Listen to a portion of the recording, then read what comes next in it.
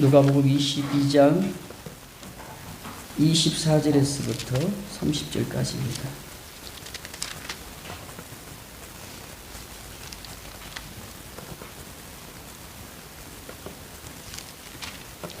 제가 가진 성경은 신약 성경 135쪽 되겠습니다. 제가 읽도록 하겠습니다. 누가복음 22장 24절. 또 그들 사이에 그중 누가 크냐 하는 다툼이 난지라 예수께서 이르시되 이방인의 임금들은 그들을 주관하며 그 집권자들은 어린이라 칭함을 받으나 너희는 그렇지 않을지니 너희 중에 큰 자는 젊은 자와 같고 다스리는 자는 섬기는 자와 같을지니라. 앉아서 먹는 자가 크냐 섬기는 자가 크냐 앉아서 먹는 자가 아니냐. 그러나 나는 섬기는 자로 너희 중에 있노라.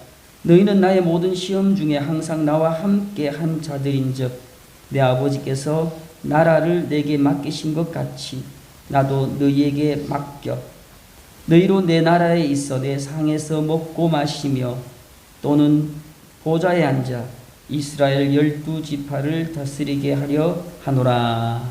아멘. 예, 우리 장로님 기도 은혜 많이 받았습니다. 오늘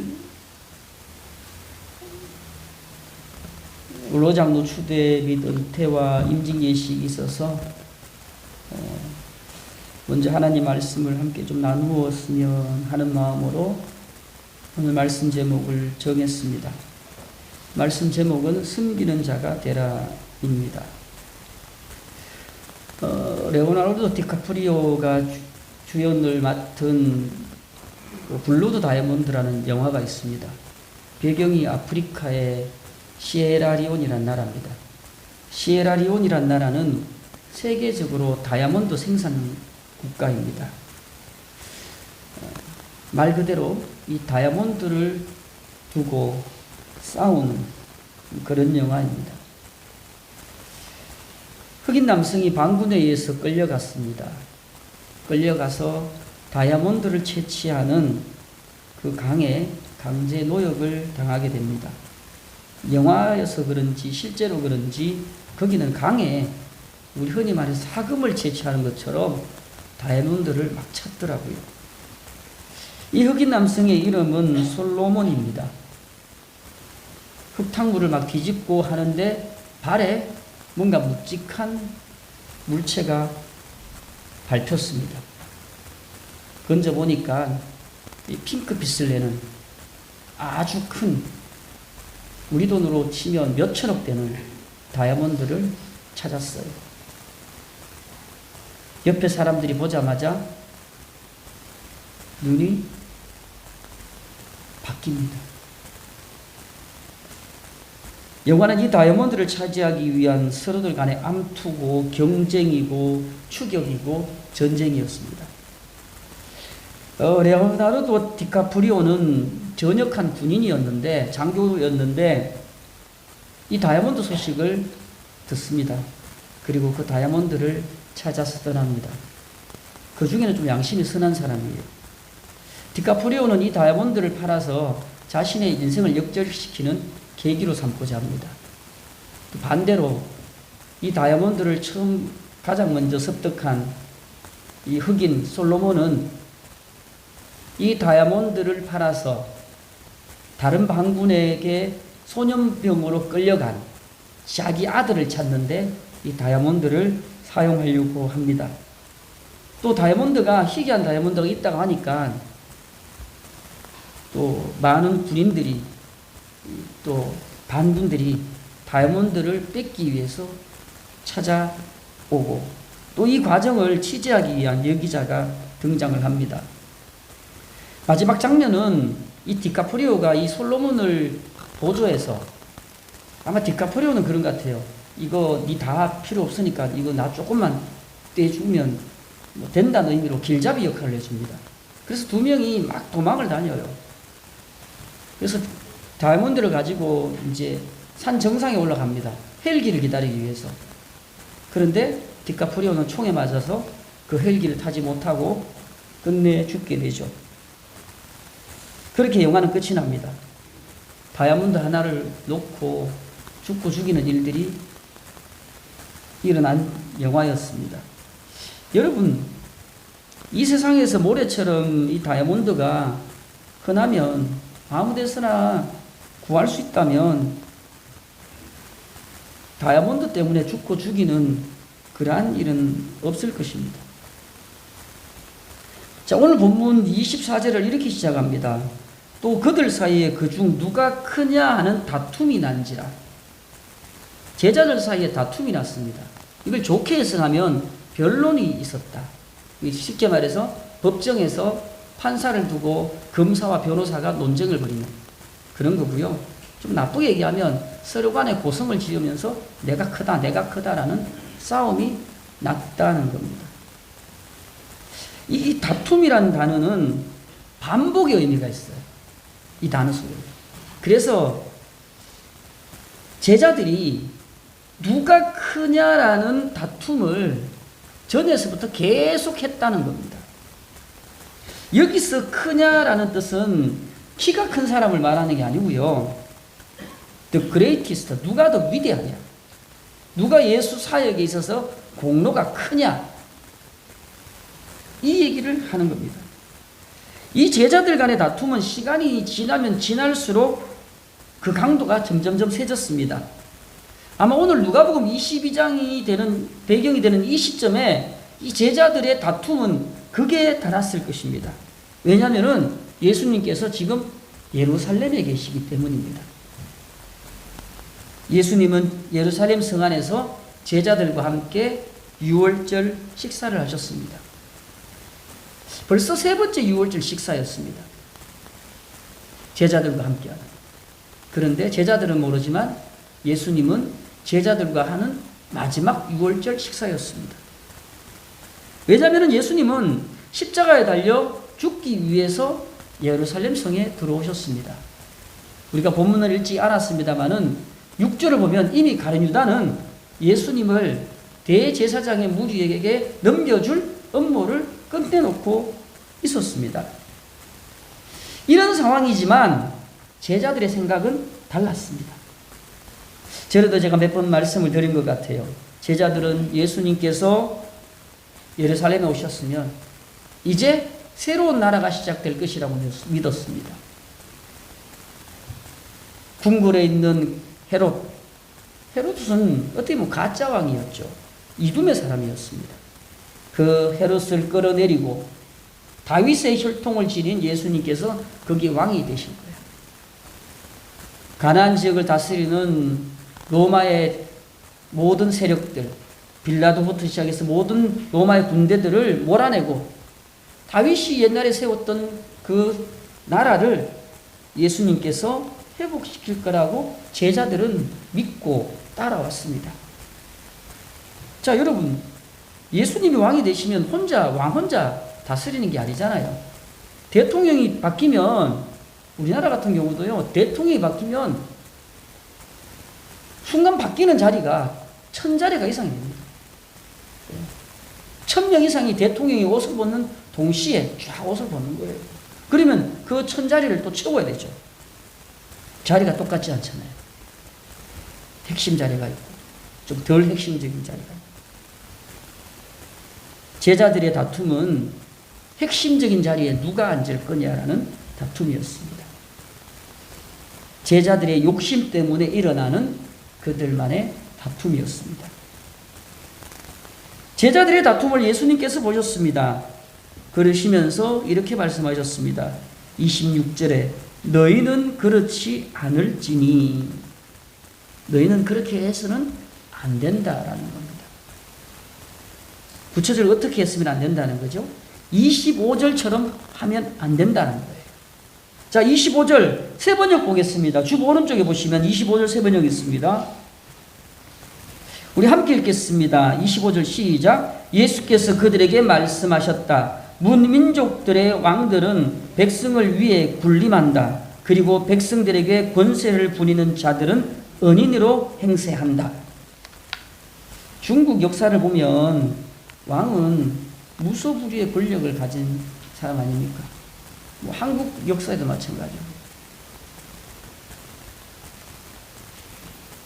초나라의 항우는요, 전쟁에서 승리하고요, 포로로 잡은 40만 명을 그대로 다 묻어서 죽여버렸어요. 요즘 같으면 난리 나는 시대죠. 그 당시 때 왕이니까 가능했던 시대입니다. 사람 하나 죽이는 거 일도 아니었습니다. 늘 왕은 높은 자리에 앉고 군림했습니다. 왜 왕들이 화려한 옷을 입는 줄 아십니까? 멀리에서 빨리 보라고. 너희는 그렇게 해서는 안 된다는 겁니다. 26절에 예수님 이렇게 말씀하셨어요. 다스리는 자는 섬기는 자와 같을지니라. 섬기는 사람이 다스리는 사람이다. 27절에 하는 예수님께서 완전히 결론을 내리십니다. 마지막 줄에 나는 섬기는 자로 너희 중에 있노라. 27절의 말씀은 명확합니다. 제자들에게 군림하는 사람이 아니라 섬기는 사람이 되어야 된다는 것을 말씀하고 있습니다. 그러면 어디서 섬겨야 된다는 말입니까? 29절을 보시면 내 아버지께서 나라를 내게 맡기신 것 같이 나도 너희에게 맡겨.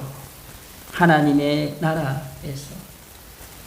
하나님의 나라에서는 군림하는 것이 아니라 섬기는 자가 되어야 된다는 겁니다.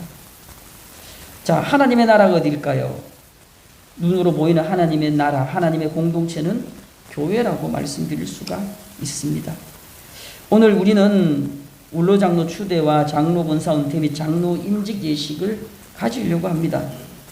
이명식 장로님 기도하셨는데요. 제가 원래 순번이 아니었어요. 그런데 일부 때도 이재석 권사님께 마지막 기도 부탁드렸고, 또 이명식 장로님께 오늘 마지막이니까 시무 마지막 해니까 마지막으로 기도하십시오라고 제가 부탁을 드렸습니다. 이명식 장로님 26년간 교회를 섬겨 오셨습니다. 수고 많으셨습니다. 또 조영수 장로님, 이재석 권사님 정말 수고 많으셨습니다. 또 안유진 집사님이 새롭게 장로로 피택을 받고 세움을 받게 됩니다. 임직식을 앞두고 정말 교회의 리더가 어떤 자세를 가져야 되는가 한번 살펴보려고 합니다. 왜냐하면 장로는요, 교회의 리더입니다. 지도자입니다. 우리 대한예수교 장로의 정치 시스템에서요, 장로는 핵심적인 역할을 합니다.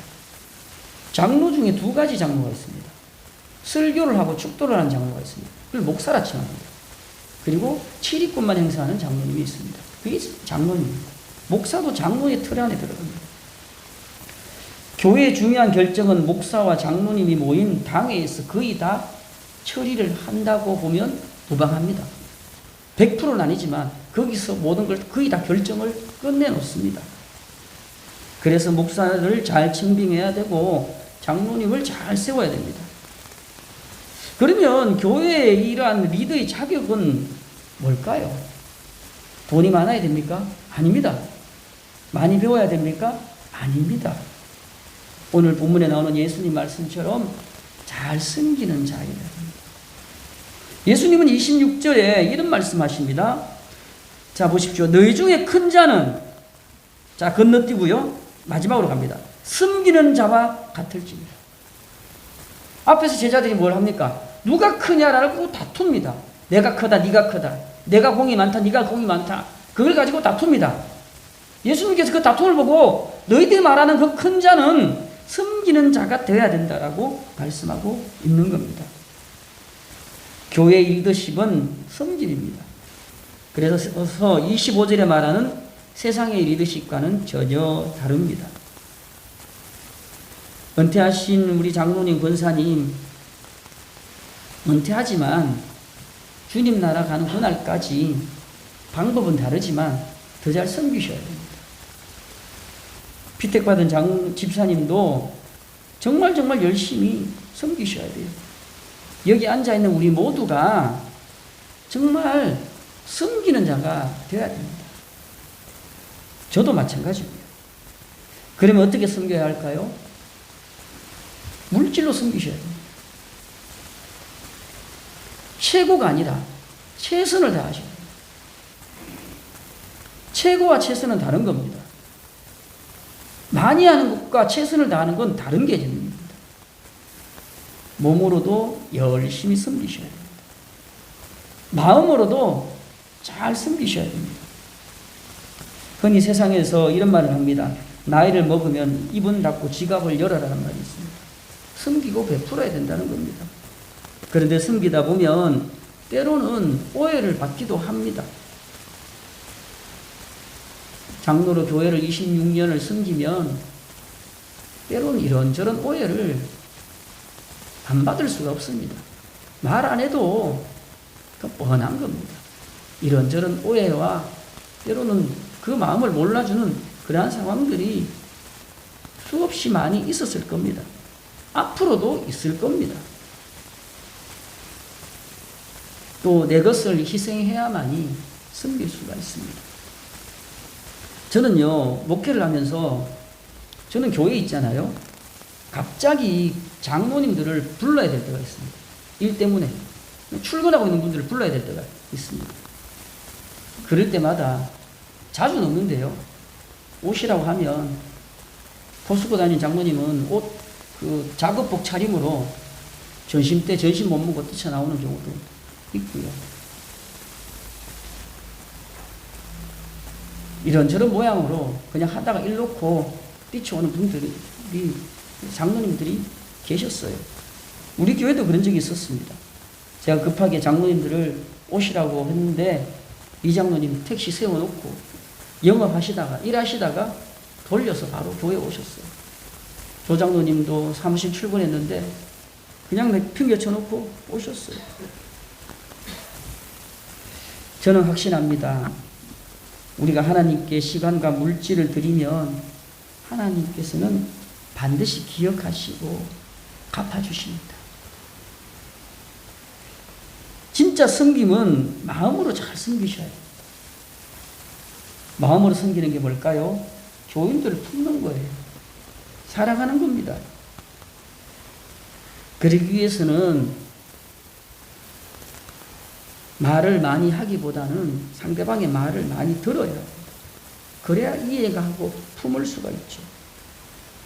여러분, 한 번씩 여러분 체크해 보세요. 제가 오늘 교회 가서 말을 많이 했는 사람인지, 상대방의 말을 들어준 사람인지 한번 체크해 보십시오. 그리고 전체적으로 부탁을 드리는데요. 교회 안에서 농담도 자제하셔야 됩니다. 특히 세상적인 농담은 교회 안에서 은혜가 되지 않습니다. 안 하셔야 됩니다. 돈과 관련된 농담, 직장과 관련된 농담, 자녀 관련된 농담, 성적인 농담은 교회에서는 하시면 안 됩니다. 저도 한번 어떤 경우가 있었냐니까 본인들끼리는 똑같이 그 말을 주고받아요. 제 앞에서도. 그래서 제가 하니까 딱 싫어하더라고요. 아니, 본인들끼리는 교인들끼리 모여가지고 그 농담 막 해요. 내용은 제가 말씀 못 드리겠는데 막 해요. 그 제가 하니까 딱 얼굴이 변하시더라고요. 아차 싶더라고요. 그래서 말조시 교회는 말이 항상 문제입니다. 특히 우리 장로님들 새롭게 되시고요. 대신 장로님은 듣는 훈련을 많이 하셔야 됩니다. 많이 들으셔야 됩니다. 이건 훈련하셔야 됩니다. 훈련 안 하면 안 됩니다. 말을 하는 게 쉬울까요? 듣는 게 쉬울까요? 하는 게 쉽습니다. 마지막으로 복음을 위해 헌신하셔야 됩니다. 앞에서 제가 말씀드린 건 교회 안의 관계와 관련된 섬김이라면 성도들은 궁극적으로 하나님의 나라, 복음을 위한 헌신과 섬김, 그리고 수고가 있어야 됩니다. 왜요? 제자들도 그렇게 사셨거든요. 또 예수님도 그렇게 사셨습니다. 우리가 직분을 받는다는 건 예수님처럼 그 길을 걸어가는 길입니다. 어떤 분은 그렇게 말씀하시더라고요. 목사가 뭐냐, 장로가 뭐냐, 교회 환란이 일 때에 먼저 죽는 순서다. 먼저 죽는 순서다. 여러분들이 한 번씩 가는 손양호 목사님 같은 경우도 그렇지 않습니까? 교인들이 배를 준비했어요. 목사님 요배 타고 부산 가셨다가 한 몇 달만 사시고 다가 오세요. 그러면 전쟁통이 끝나니까. 그때 손 목사님 안 가셨어요. 내가 어떻게 가냐.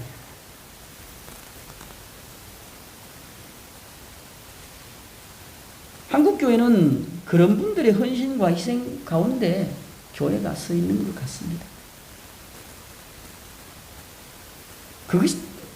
그 모든 것들이 예수님의 행적이거든요. 복음을 위해서 헌신하기 위해서는 먼저 복음으로 무장하셔야 됩니다.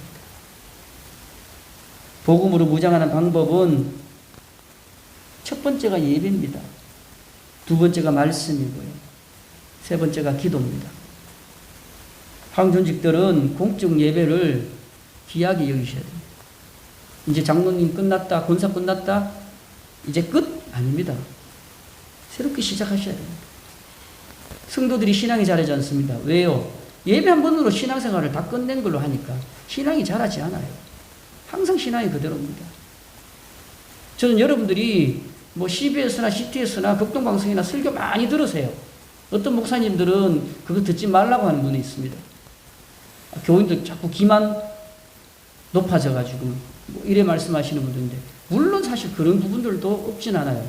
근데 설교를 잘 들으셔야 돼요. 어떻게 듣느냐?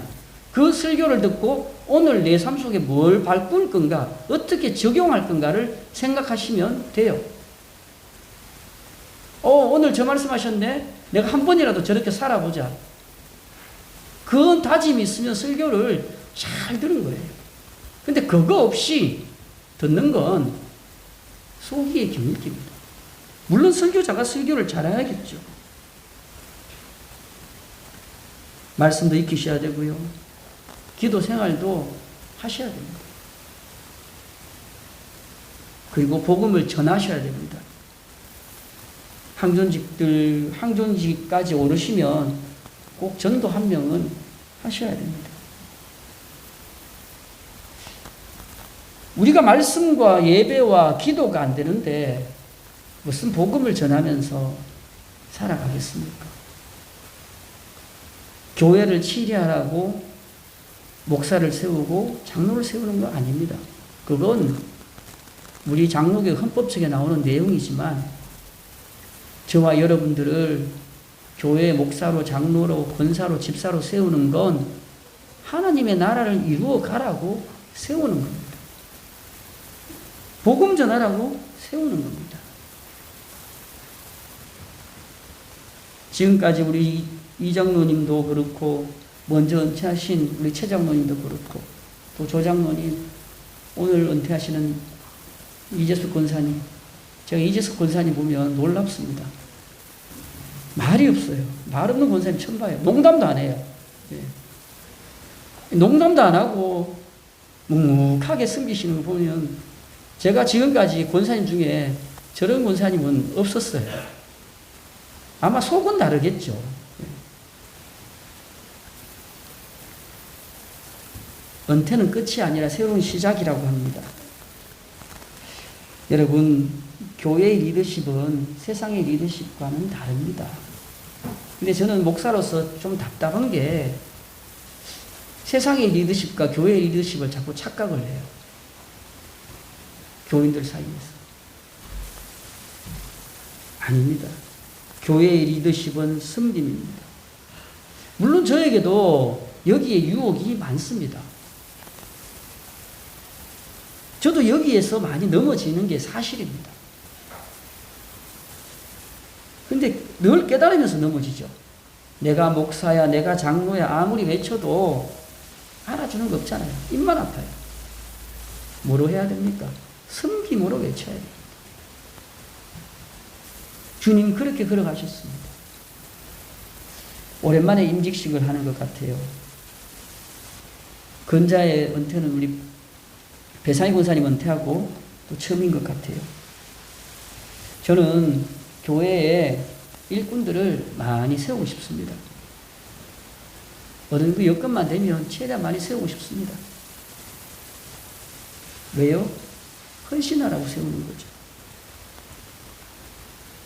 저와 여러분이 서로를 잘 섬기고 하나님 나라를 위하여 헌신해서 정말 하나님 보시기에 아름다운 교회, 정말 복음으로 뭉쳐지는 교회, 복음의 소문이, 은혜의 소문이 퍼져나가는 그러한 교회 되기를 간절히 소망합니다. 기도드립니다. 하나님 아버지 감사합니다.